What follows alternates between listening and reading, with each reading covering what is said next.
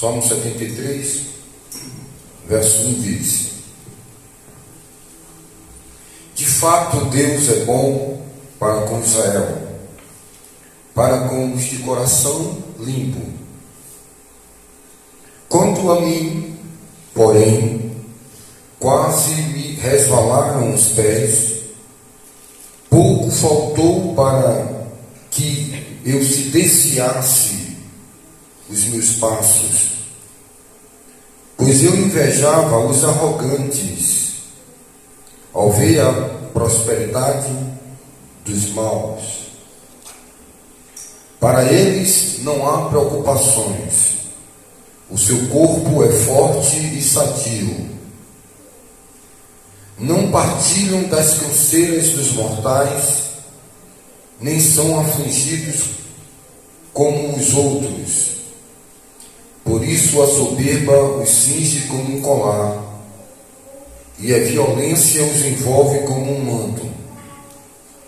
Os olhos saltam-lhe de tanta gordura do coração, deles brotam fantasias. Zombam e falam com maldade, falam da opressão com arrogância, abrem a boca para falar contra os céus, e a língua deles percorre a terra.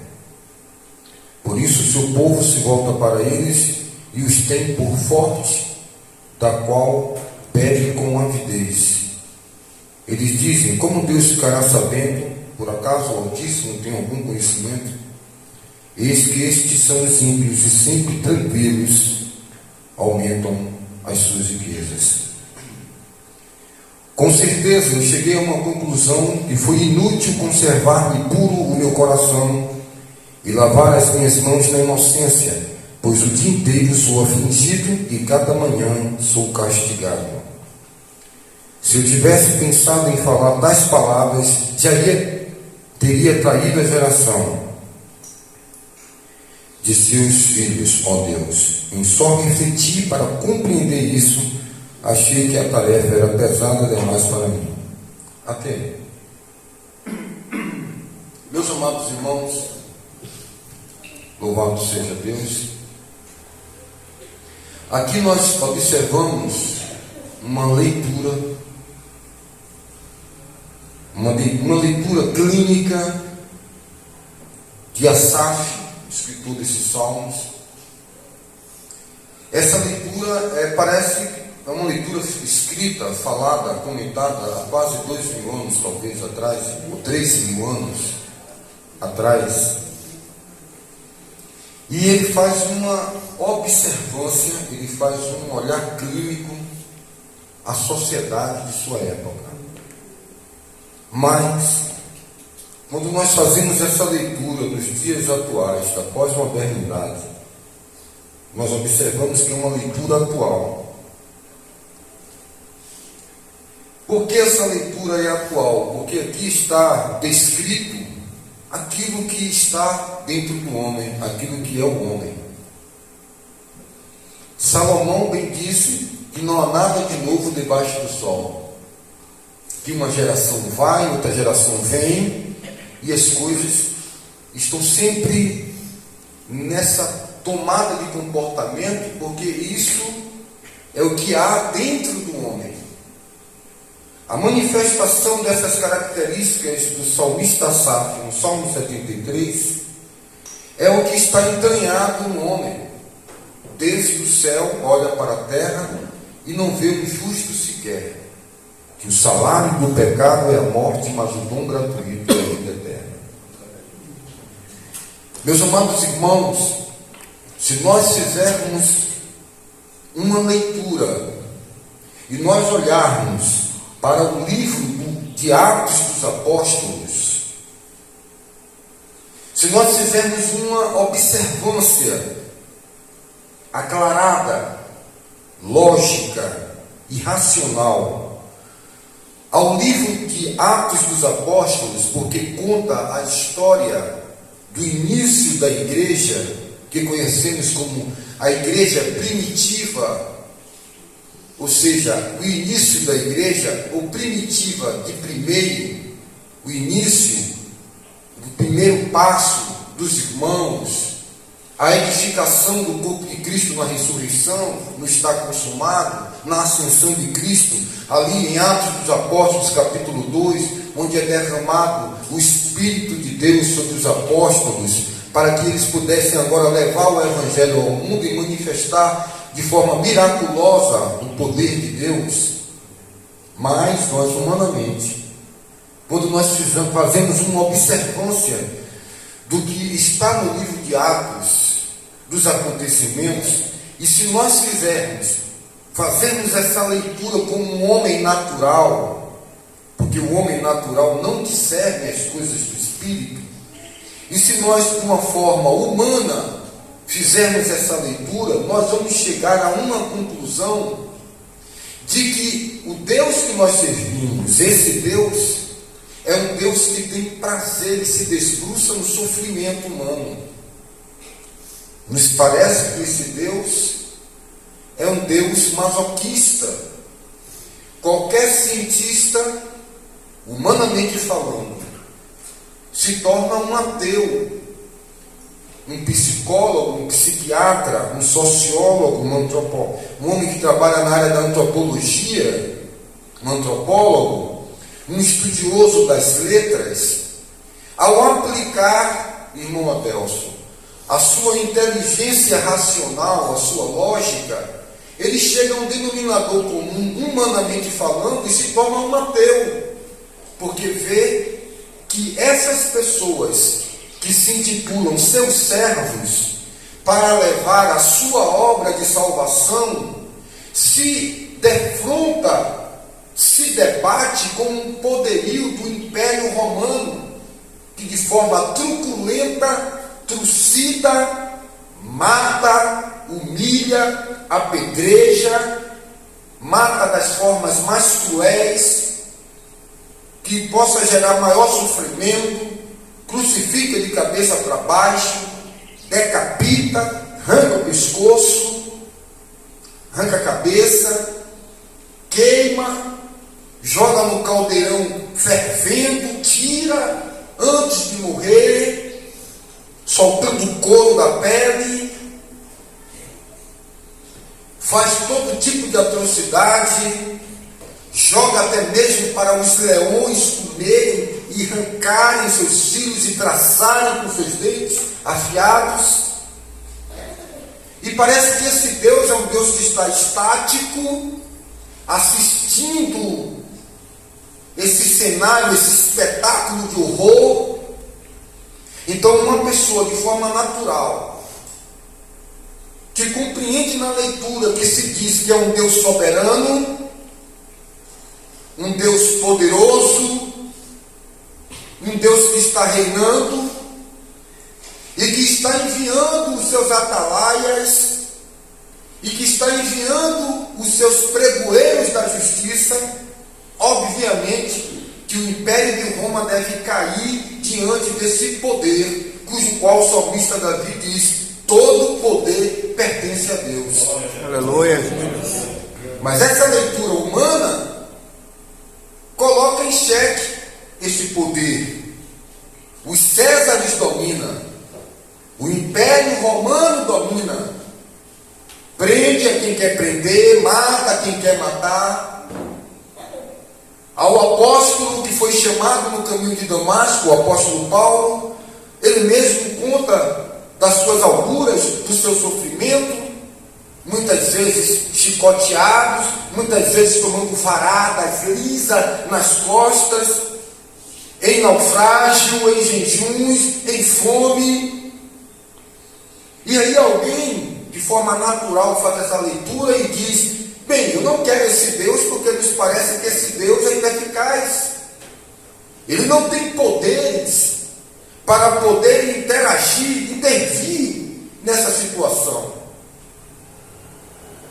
E quando nós olhamos para a igreja, no percorrer da história, sempre humilhada, escarnecida, caluniada, e as pessoas dizem: eu não quero esse Deus.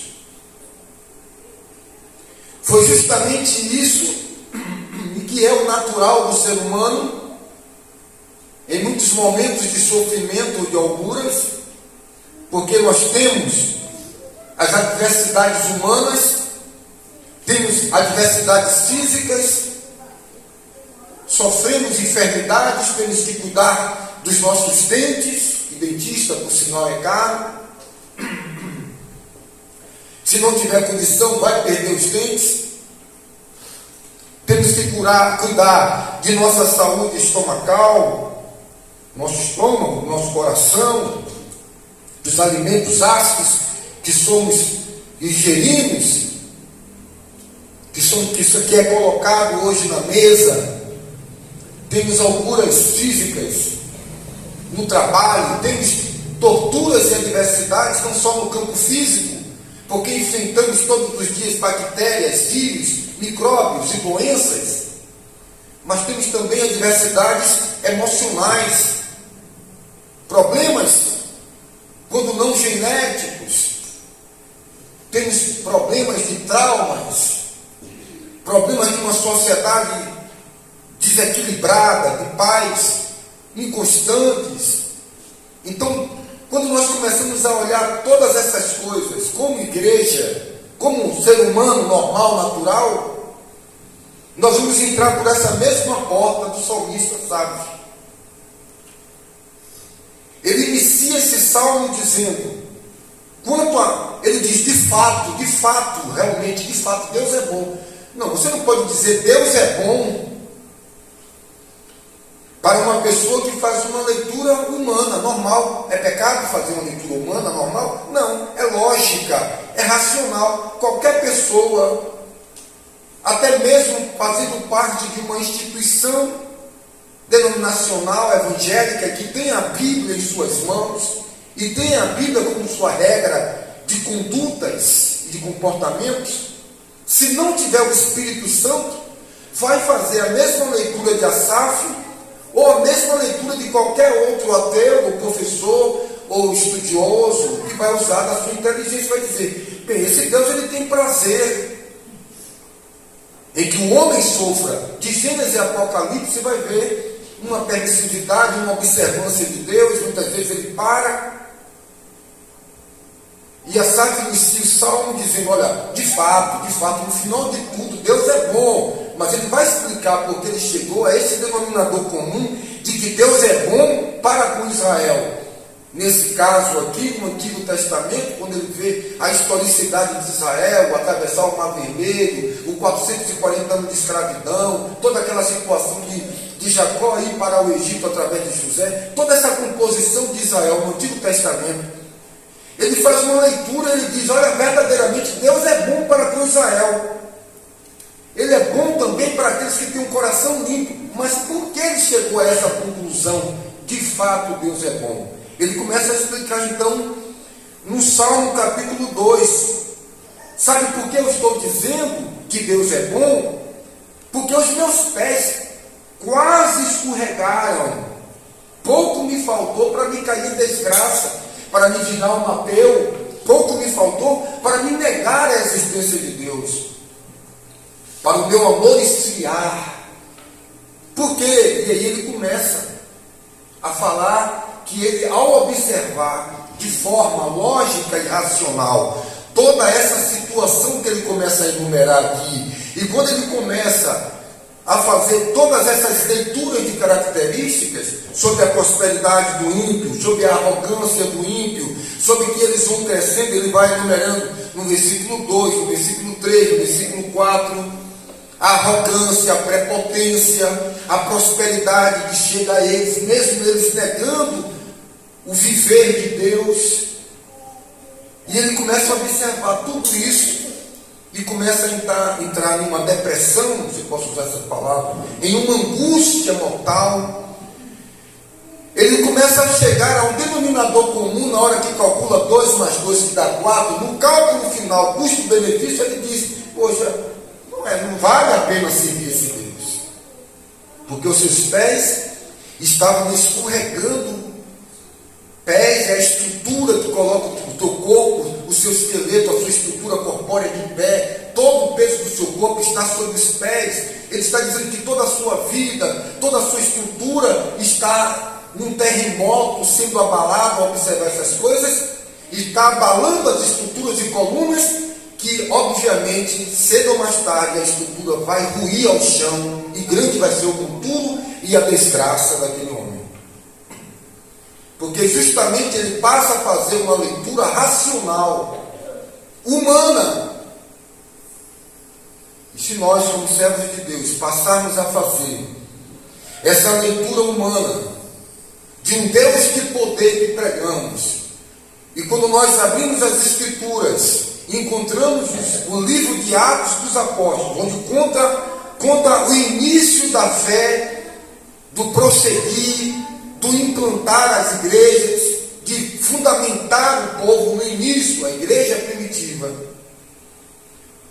Nós observamos e ficamos parados, mas como pode um poder do império humano tentar proibir que Pedro e os apóstolos não preguem o evangelho, prender eles, matar o nosso irmão Tiago e deixar preparado como sal na moleira o apóstolo Pedro para morrer no outro dia? Onde está Deus? Em um dos versículos desse salmo, ele pergunta como pode essas coisas. Castro Alves, na sua poesia Navios Negreiros, em uma parte da sua poesia, ele disse: ó Deus, ó Deus, ó Deus, há 40 mil anos lancei o meu clamor no espaço sideral. Ó Deus, onde estás que não me respondes? Alguém, ao entrar no espaço sideral, Borman, ele dizia: eu olhei a Deus e não vi Deus. Eu procuro a Deus e não consigo ver Deus.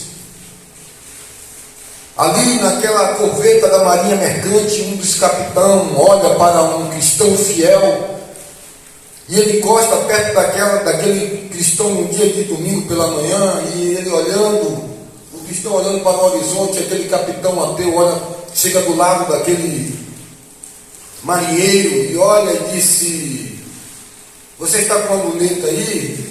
E ele pega aquela luneta e ele começa: me dê essa luneta, e começa a olhar para a luneta, bota a luneta para cima, bota a luneta para baixo, e depois ele, homem ateu, pega a luneta, o binóculo, entrega ao marinheiro ali, cristãos, temente ao Senhor. Ele olha e diz: bem, eu estava aqui tentando, encontrar o seu Deus, mas não consegui achar o seu Deus. Eu estou tentando, ver se você me mostra onde é que ele está. E aquele servo de Deus olha para aquele capitão arrogante, soberbo, e diz: você não vai conseguir achar Deus, não nesse binóculo. Mas a palavra de Deus diz: bem-aventurados os puros de coração, porque esses verão a Deus. Aleluia. E é justamente sobre isso que Asaf fala. Deus é bom não só para Israel, mas para com todos de coração limpo.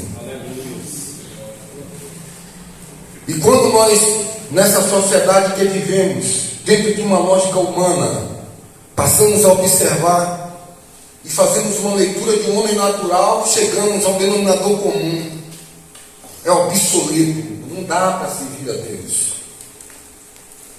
porque olhamos como um olhar humano, lógico, e dizemos: Deus, ele tem prazer na tortura, na dor, não é relevante. Então começa a se abrir portas na sua vida, porque existem respostas, existem perguntas que não terão respostas na hora que você pergunta. Sabia disso?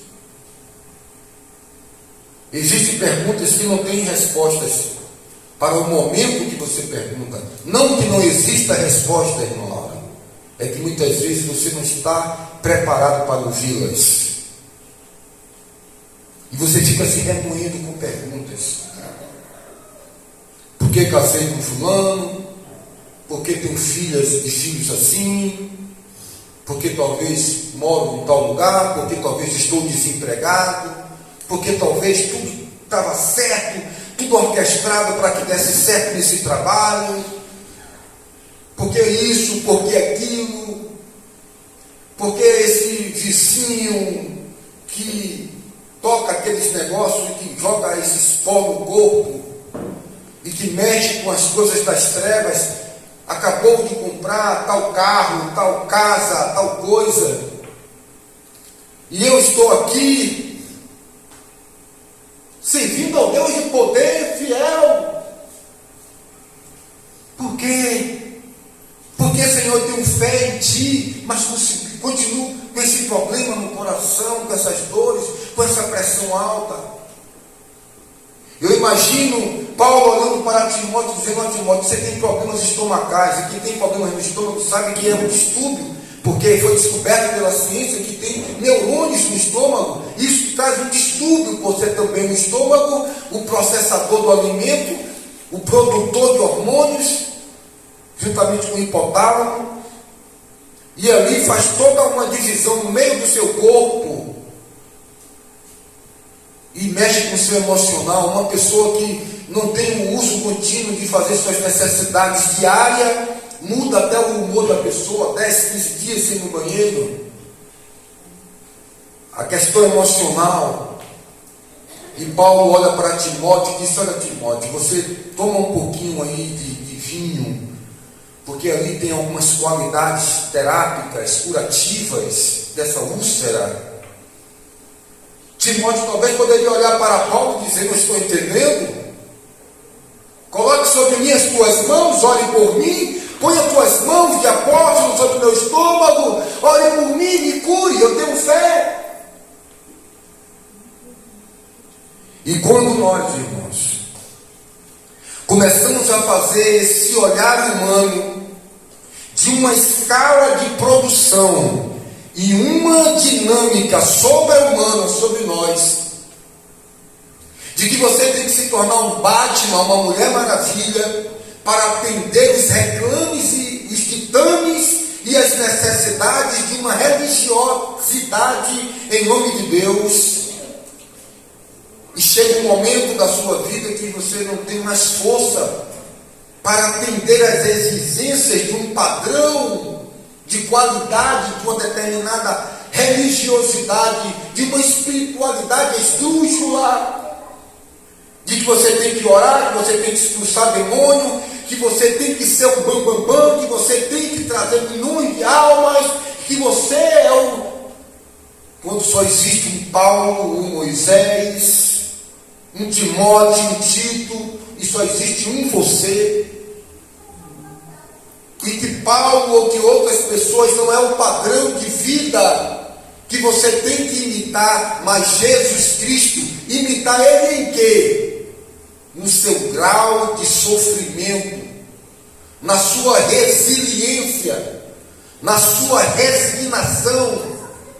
É Ele que olha para os discípulos e diz: a minha comida é fazer a obra de Deus. Mas que obra de Deus seria essa? Perdoar, amar, ter a alegria que o nosso diácono Adaildo expressou aqui nessa manhã, olhar a vida como um olhar de gratidão, que é o antídoto da murmuração e da desgraça. Foi justamente esse antídoto que Asaf encontrou quando entrou aonde?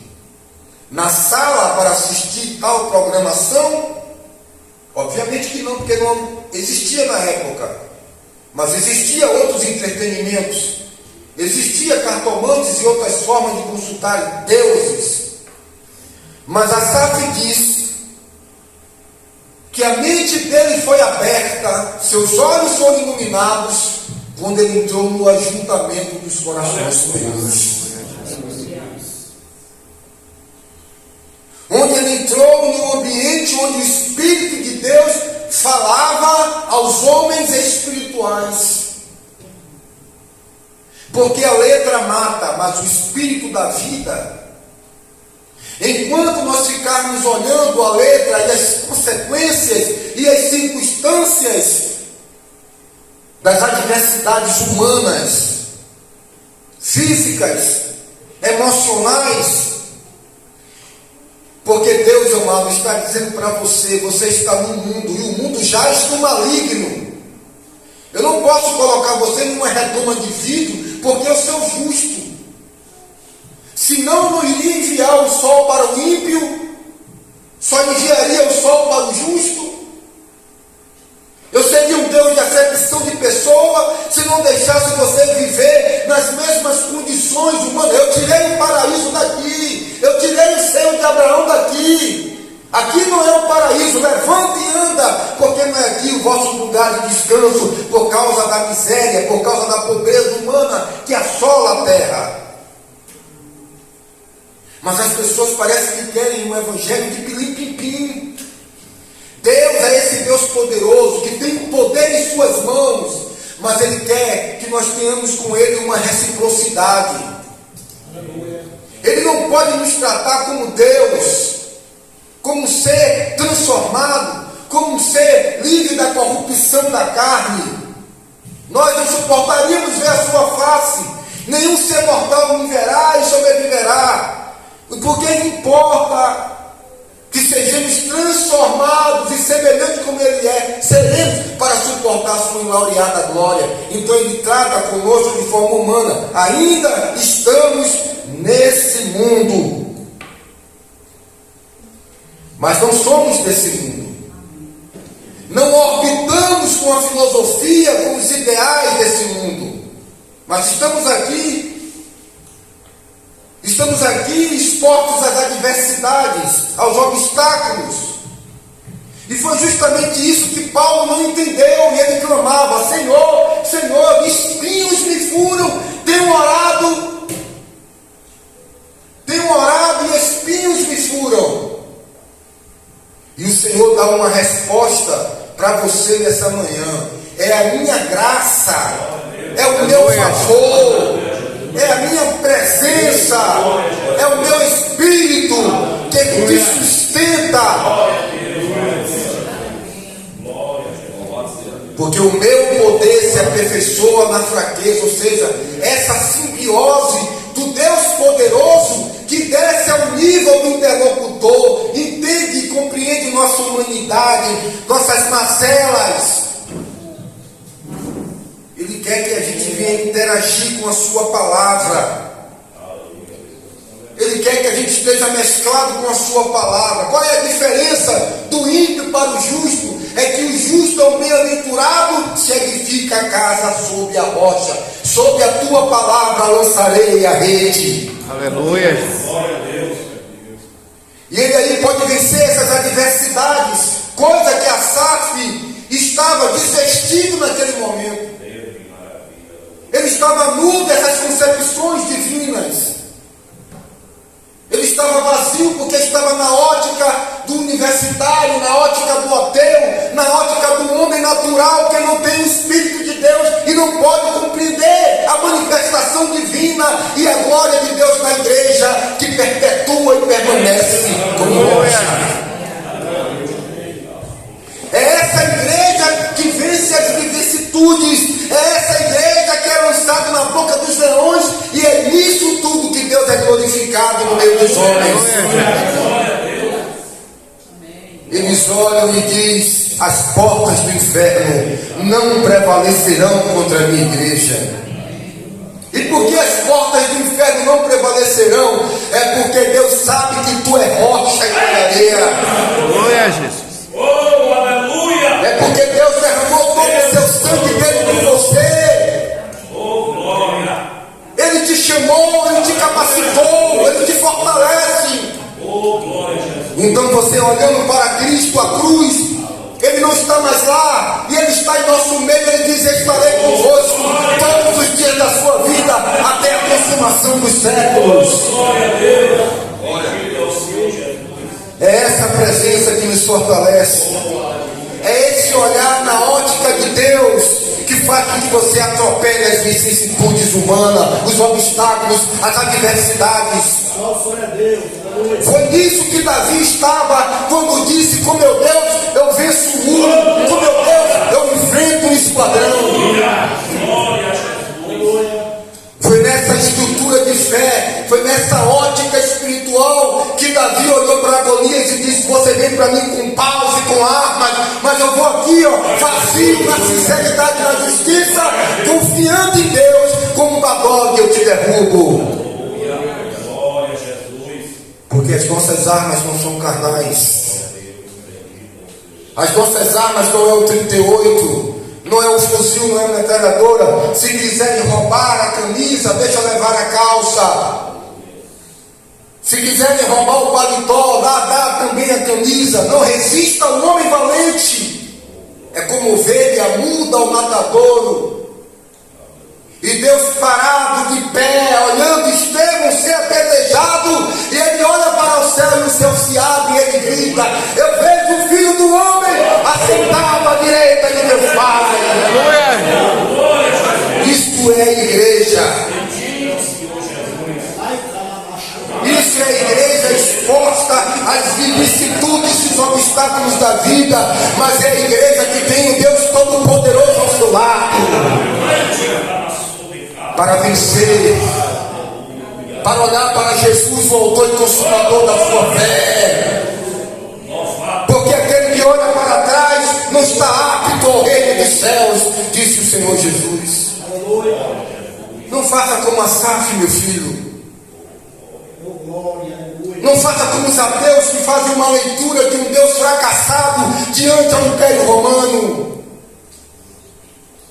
Olhe para um Deus que fortalece a sua igreja e que permite que a sua igreja, para ser glorificado no dia do derramamento da ira de Deus sobre esta terra, esteja ao lado do Senhor Jesus, sendo glorificada com Ele. Porque Pedro disse: bem-aventurado aqueles que são aflitos, que sofrem como Cristo sofreu.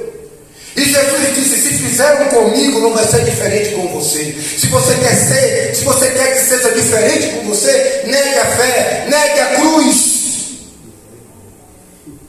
Mas se você quiser ser como Cristo, se você quiser julgar as nações, se você quiser andar de mãos dadas com Ele, num novo céu e uma nova terra, é preciso passar por esse vale da sombra da morte. É preciso, meu filho, porque quando trilha e esmaga a cana, sai o caldo. É no Getsemane que Deus vai moer para extrair de você o melhor. Eu não creio nesta fé de mansões. Eu não creio nesta fé de prosperidade. Eu não creio nesta fé de testemunhos gloriosos, de fortunas, de prêmio da Loto ou da Telecena. Eu creio na fé da masmorra. Eu creio na fé do sofrimento. O amor tudo sofre, o amor tudo espera, o amor tudo suporta. Aleluia!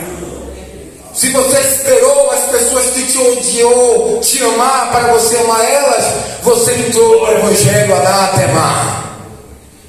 Se você espera dar o bem a quem te dá bem, você está no evangelho anátema. Mas se você combate o mal com o bem, vem comigo. Se você ama os que te odeiam, vem comigo. Se você ora pelos que te perseguem, vem comigo. Entra no gozo do teu Senhor. Asaf quase sucumbiu. Asaf quase resvalou seus pés. Porque como olhar humano, normal, é natural em muitos momentos você ser atacado e você me perguntar, como ser humano você olha e diz: meu Deus, mas como pode? Tão fiel! Como pode um homem de Deus como esse, pregador do Evangelho, David Wilson, ele estava indo pregar em uma cruzada e no meio do caminho um acidente fulminante colheu a sua vida. Como pode esse missionário na África, um homem de Deus tão novo, morrer assim? E nós, como seres humanos, nos questionamos, mas muitas vezes não conhecemos tudo. Que existem perguntas que não terão respostas aqui. Quando aquele discípulo olha para Jesus e disse: Senhor, o Senhor está me dizendo aqui como vai ser a minha vida, como é que vai ser, e como será a vida dele? Jesus disse: concentre na sua vida. O que eu vou fazer com ele, você não tem nada a ver com isso. Enquanto esta humanidade, enquanto esta sociedade nos fazem propostas para que nós, de uma forma deletéria, não como uma forma positiva de querer ajudar o irmão, mas ver o irmão como um alvo de competitividade, como se o céu só cabesse 10 pessoas, aí calunia, aí fala mal de um, tem prazer na desgraça da queda de um pastor, ou de um ministério, seja lá o que for. E essa visão começa a resvalar os seus pés. Você começa a tirar o amor de Cristo da sua vida, o cheiro suave de Cristo da sua vida, e você começa a se tornar uma pessoa crua, uma pessoa negativa, amargurada, um crente com a Bíblia na mão, sem amor, duro. Eu já fui traído diversas vezes, eu não sei se devo confiar em você, eu não sei se eu devo te amar, eu não sei se eu devo lhe perdoar, eu estou cansado, eu estou como uma carne mastigada pela boca de uma criança que ainda não tem dente direito, que mastiga a carne, tira o caldo e joga a carne no mato. Mas nesta manhã eu te convido a entrar no santuário. Aleluia. Aleluia. Vem, meu filho, e bebe da água da vida. Salmo 81, versículo 10 para você. Eu sou o Senhor teu Deus, que te tira da terra do Egito. Abre bem a tua boca e eu te encherei. Eu sou o Senhor teu Deus, que te tirei do mundo. Abre bem a sua boca e eu encherei. Eu peço que você fique de pé nessa manhã. Fique de pé nessa manhã. Você vai parar com esse negócio. Você vai parar com essas dúvidas. O cabo de um guarda-chuva, ali que eu estou olhando, ele é virado para você pegar. É um ponto de interrogação, de cabeça para baixo. Hoje você vai pegar esse ponto de interrogação e você vai desentortar ele vai virar um ponto de exclamação. Glória a Deus. Que é um ponto de exclamação, já está dizendo, exclame, não interrogue. Graças a Deus! Se você tira o ponto de exclamação e bota um ponto de interrogação, graças a Deus. Graças a Deus, uma pergunta? Sim ou não? Mas um ponto de exclamação não requer de respostas. Você exclama e glorifica. Graças a Deus por tudo. Por tudo, Júnior. Glória a Deus. Aleluia. Por tudo o quê? Por tudo. Tem um motivo, Paulo, essas aradas. Porque lá eu quero lhe dar um galardão. Não quer galardão? Você quer um pare de sofrer? Você quer que Deus vá de encontro à sua palavra e faça você gozar dessa terra e morrer um dia? Você quer viver eternamente desse corpo? Você já vê que você já tem uma barriguinha, já tem um pé de orelha. Você vê que daqui a alguns tempos não tem mais vigor em todos os sentidos falando. Você quer? Você quer? Você quer? Porque Simeão não quis. Simeão recebeu uma promessa dizendo: só vai morrer quando ver a salvação de Israel. Ele não aguentava mais. 200, 300, 500 anos, não sei. Mas quando ele viu, ele disse: oh, graças, agora despede em paz o teu servo. Aleluia. Melhor coisa é estar com o Senhor. Mas você quer amar a vida, você quer tudo certinho, né? Tudo dentro do seu script, tudo certo. Você é Janete Claire, você é Benedito Rui Barbosa, escritor de novela, de ficção científica, Você foi ensinado errado. Nem sempre o bandido vai para a cadeia neste mundo mau e injusto. E você sabe disso. Os exemplos estão aí. O mundo jaz no maligno. Mas, Senhor, como é que você organiza uma salvação e uma redenção dessa? De meter o seu filho em uma felpa de pau e ter uma lança varada ao seu lado. Não poderia no Pilim-Pim-Pim chegar aqui, consertar tudo, organizar tudo? Deus não pode ir de encontro à sua perfeição. Você não tem nem como pensar nisso. Alguém aqui tem como fazer cocô pela boca? Só se tiver um distúrbio, alguma situação, pelo ouvido, pelos olhos. É impossível Deus negar a si mesmo. Ele tem o seu padrão eterno. Ele é Espírito, e os verdadeiros adoradores adorarão a Ele em Espírito e verdade.